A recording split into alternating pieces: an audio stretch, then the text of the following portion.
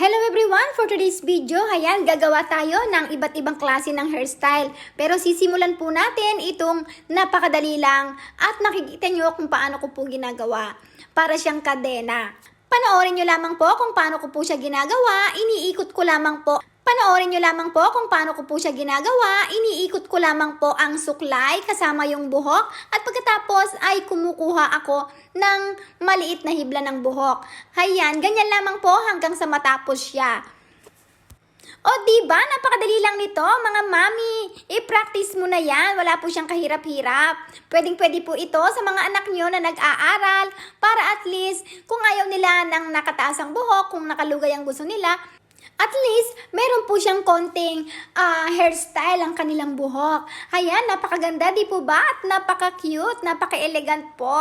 At ito naman pong isa ay madali din po siya. Kung makikita nyo, itinali ko na po ang buhok. At pagkatapos ay ititwist lamang po natin yan. Ipapasok natin yung dalawang daliri. Pagkatapos ititwist natin at kukunin natin yung nasa ilalim.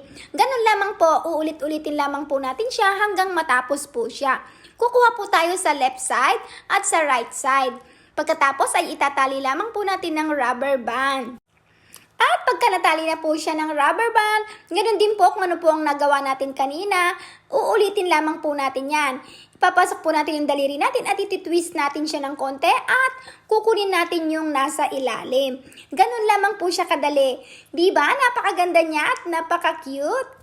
Ang mga hairstyle po na ito na ginagawa natin ay para sa mga gustong medyo nakalugay ang buhok pero at least kahit paano may design po ang kanilang mga buhok. At pagkatapos ay itatali lamang po natin ng rubber band. Ilalak po natin nang sa ganun po ay hindi po makalag. Hayan, ganyan na po. Ang cute-cute di po ba para sa mga gustong maglugay ng buhok? At least meron pong design. At ito naman pong susunod ay napakaganda din po at napaka-cute. Para sa inyong mga baby, ang ganda-ganda po nito. Hayan, kung makikita nyo po, kumuha po ako ng hibla ng buhok at pagkatapos ay iniikot ko po sa aking daliri at sinasabay ko po yung rubber band. At pagkatapos ay instant magiging bulaklak po siya. Ayan, ang ganda-ganda, di po ba? Panoorin nyo lamang po ulit ang aking gagawin nang sa ganon ay masundan nyo po. Kukuha lamang kayo ng maliit na hibla ng buhok at pagkatapos ay ilalagay nyo yung buhok at lalagyan nyo ng rubber band at pagkatapos ikot lang po ng ikot ng buhok at pagkatapos isasabay po yung rubber band. At hayan, bulaklak na naman ulit siya, o diba?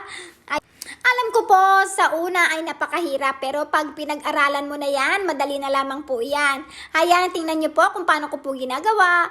Katulad dun sa nauna, iikot mo lamang po ang buhok sa iyong daliri at tapos isasabay ang rubber band. Ganun lang po paulit-ulit, 4 na beses po yan. At pagkatapos, ganyan na po siya. Magiging bulaklak na maliit na po siya. O diba, ang cute-cute? Napakaganda po nito sa ating mga baby.